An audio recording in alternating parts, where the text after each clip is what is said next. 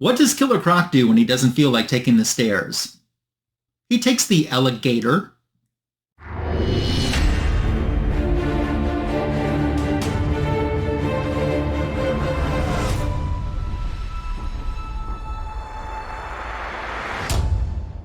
Welcome to today's Comic Book Editions Volume 222 video, where I have an AOK unboxing from Silver-Haired Bronze Age Babe Comics to share with you. I'm so happy that you're here for that, and welcome. Before I get started in the unboxing, I want to share with you the best $1.50 that I've spent in quite some time. It was on this 2025 DC Comics calendar. I got this from one of the dollar stores. I think it was Dollar General. Pretty sure that's the one I got it at. And I was alerted to the fact that it existed from my friend Mr. Fridge Art. He had been looking for it and didn't have any luck. I was lucky enough to find some in my area, including one that I sent off to him. What's awesome about this is the vintage artwork. Most of it is Jose Garcia Lopez vintage artwork on the back. Of course, my favorite might be seeing Wonder Woman and Wonder Girl, Donna Troy, and it's Donna Troy in the red jumpsuit, which is my personal favorite. Plus, I love all of the other vintage Garcia Lopez images. This almost seems like it's been the summer of Garcia Lopez, with the variant covers, with the announcement of the facsimile of the DC Comics style guide from the Bronze Age. I think that's so cool, and I love the vintage calendars. I'm a little bummed that the 2025 Wonder Woman calendar isn't a vintage calendar, or at least I don't know of a vintage calendar. My 2024 one was a vintage calendar. The 2025 is more modern images, and that bums me out a little bit, but you can't win them all. I haven't bought the Wonder Woman one yet, but I have a sneaking suspicion probably in the next few weeks before the new year kicks off, I'll have that taken care of. But there's so many good images. I doubt I will color them, but I like having the option. Maybe throw it on a photocopier and color some of the photocopies. That could be a good idea. But probably, like I said, the best $1.50 that I've spent in quite some time was on this calendar. And I just wanted to share it before we got into today's unboxing. It's definitely been feeling like Christmas has come early recently with all of these AOKs that have been so generously rained down on me from the comic book community. And no one ever has to get me anything. I appreciate being thought of.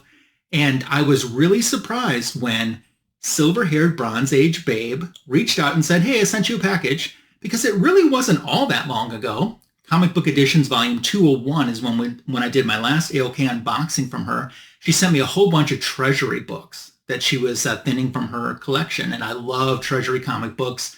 I just feel, I've said this a few times, that I feel like the Treasury stories feel like an event when they're in that size to me. I just think there's something about that just is so awesome. And I love that they've been doing facsimiles. DC's been doing facsimiles in the Treasury format, and I understand that in 2025, Marvel's going to do some Treasury-sized facsimiles as well, which is pretty cool. I really have absolutely no idea what could be in here.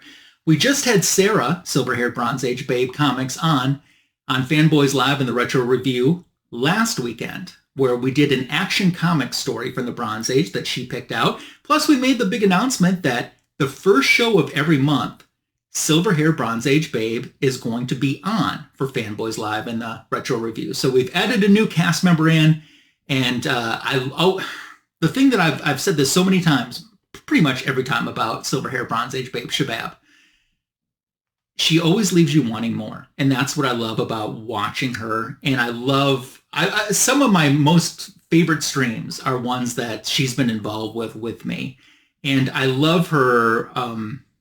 I love her opinion. I love her sense of humor. There's just so much I love about her. I like the same books that she collects too.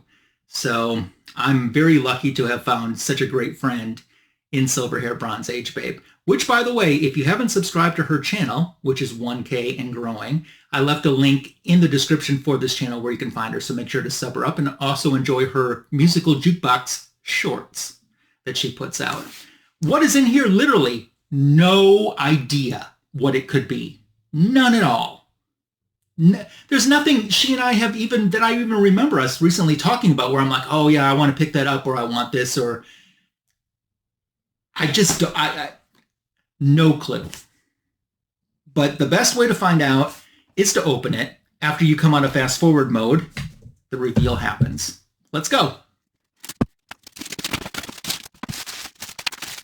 Okay, I've done my best not to peek at the contents. I can see, I was talking about, the last AOK were treasury size. I do see there's some digests in here, which is cool because I love digests as well. Before I get to that, I'm going to read the note that I have. Ryan, a few items for your collection. Thank you for your friendship and having me on Fanboys every now and then. Whenever I need a pick-me-up, I rewatch Giant-Sized Man Thing. Happy holidays, Sarah. Oh my gosh, the Giant-Sized Man Thing. That was a fun episode. We were discussing how I showed, because Fanboys Live is a DC comic show, but I was promoting what was going on my channel, and I had a short about my Giant-Sized Man Thing. I dropped my short and dropped my shorts and showed my Giant-Sized Man Thing, and nobody watched. That was fun. But the Lady Cop one has also been, I might even like our Lady Cop episode better than that Man Thing one. That was a good one. And like I said, now we have Sarah on Fanboys on a reoccurring basis. She is the latest fanboy, fangirl, fan friend.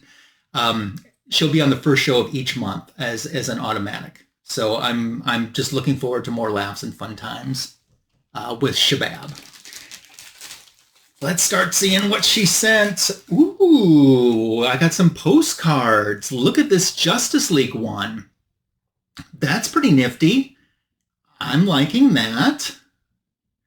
See my girl in there too. Of course, that's an homage to the Justice League Volume 2, right after Crisis. So the first post-Crisis Justice League, issue number 1 cover. Nice. Oh, another postcard. The cover of Super Friends number 1. Oh, that just brings back so many memories for me. Super Friends, really the reason why I probably started collecting comic books was the Super Friends cartoon. Even before the Wonder Woman TV show, that Super Friends cartoon, I think, was what did it. And I have all of the issues of the Super Friends comic book series, but there's a few that I'm trying to upgrade. And probably in 2025, you'll see me doing some upgrades on a few issues from that batch. So, oh, I love that. That's so awesome. And I love the villains that they have in there too, with Poison Ivy and Cheetah. And I remember thinking, even as a young childhood collector, how cool that was. I was too young to get this series from the very beginning. I started buying it, the comic book series, when it was in progress. So, because it started publishing before I was old enough to collect. Here's a good one. I was just talking about, I had a vintage Wonder Woman calendar, or I have one for 2024. This was the image that they had up for last month, for November. So, classic cover, how I would love to own an original of this issue. They did a Barbie doll once, Barbie as Wonder Woman, and this was the image that they put behind the Barbie doll. I thought that was cool, even though the Barbie doll wasn't dressed in a Golden Age attire and had a cape and everything too. They still used this image. I think it was just kind of the Wonder Woman for President is the theme that they liked on that. Ooh, if I could own the original, this one, I probably even like it more than the Wonder Woman for President, because issue 6 was the first appearance of Cheetah.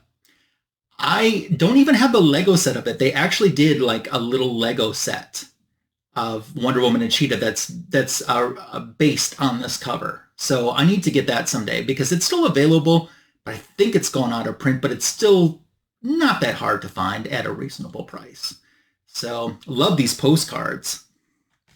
I just peeked down and saw the next postcard, which is so appropriate because I'm working on my Justice League of America run, my collection. Of course, their first appearance was in Brave and the Bold. I'm working on Justice League issue 1, through like 261, the volume 1. I haven't thought if I'm going to try to do the Brave and the Bolds. I'm not even going to think about that until I complete the Justice Leagues. If I do, this one's going to be a tough one to get for it to fall into budget where I need it to fall into. But I'll worry about that if I need to worry about that at a later point. But classic cover. I have a Funko Pop that depicts this image too. The Funko version of this, which is cool. Oh, I would love a poster of this, like a big poster. I think you guys would love it if I put anything behind me on my walls. But the mod era Diana Prince, this was the beginning of Wonder Woman's mod era, where in the next issue she would renounce her powers, and then the issue after that, Steve Trevor would die, and she would meet up with a blind martial arts instructor named I Ching. But all of this started out with this, and this is such a classic pose and a classic image, and that's awesome. These are great postcards. I need to get some type of frames for them, or if I could find a big frame where I could put several of them in together, I think that would be pretty awesome. I think I see one more postcard in here. And then I think we get to some digests. Yeah, another Justice League one. So I do have this issue into my collection, but it's a great cover with the Justice League out on strike, lift the ban on Superman. So very awesome. Thank you so much for sharing these with me. I do appreciate it. They're so colorful, and they're you know, I'm very much drawn to colorful covers. So let's show, what do we got here? It looks like, oh, we got 2 in 1. There we go. This is what I saw was peeking through. So we got 2 digests. Oh, this is so awesome. The Best of DC Comics Blue Ribbon Digest and Secret Origins of the Superheroes. I think this was this a DC special, I think? The DC special series was quite interesting because they had some issues that were regular, normal comic book size. They had some issues in that run that were digest and some issues in that run that were treasury. So that's so crazy. This comic book was probably the first time I ever learned of the origin of Wonder Woman. So I had this as a childhood collector, but this is definitely a nicer copy than what I had. And I love that cover. I mean, who wouldn't love that cover? I think that this was a poster over in Germany too. Not a huge poster, but you know, just like a folded poster that came inside a comic book. I'm pretty sure that image was used as that. This was the update on Wonder Woman's origin, and the rest of and it was a new story. It was a new story for it. So they kind of updated Wonder Woman's origin a little bit. The rest of the stories, the rest of the secret origins that are included in this issue are all reprints of their originals, with the Wonder Woman being an original one. So this brings back so many memories. I can still remember being at my grandmother's house, up in her bedroom, paging through this digest, you know, shortly after I got it. And it definitely was a favorite of mine. Like I said, that's how I learned. And maybe, you know, as such a small kid, I never even thought before what is Wonder Woman's origin, but that's what I learned of it. And over here we have a JSA one, which is such a cool image. There was a back issue magazine, the magazine called Back Issue, that I think Tomorrow's publishes, that used this as a cover a few years ago. And I can see why it's such a great issue too. And outside of those 2 sources, I don't remember this image being used for a whole heck of a lot of things too. But of course, I'm a JLA fan. Of course, I'm going to be a JSA fan too. So thank you so much for sending these. That is just sweet. And I'm very happy and very stoked to get a chance to go back and revisit this and enjoy these so much. I do need to get some digest-sized bags, and I wish I could find clear digest-sized boards. If you have any tips, anyone has any tips on where I can find some digest-sized bags and boards, preferably clear boards, let me know. I haven't rattled the cage of Comic Clear Supplies lately because I was rattling his cage a little bit. You got to do some digest-sized boards, but I might have to rattle the cage a little bit more and remind him that there's still a demand for it. There's still a market for it. But thank you so much, Sarah. That's awesome.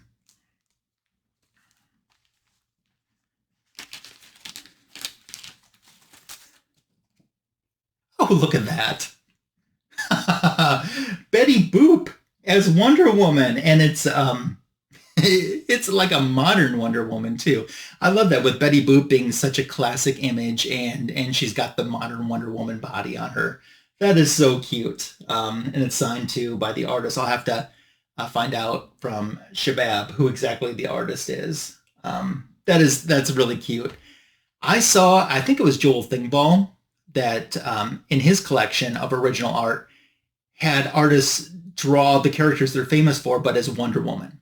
Like he would have, you know, an Archie artist draw the Archie characters, but as Wonder Woman, or have Wilma Flintstone dressed as Wonder Woman. And I thought that was so creative. I wish I would have been smart enough to think of something like that. So very nice. That's what that reminded me of when I saw this. And so thank you so much for sending this along. That's cute.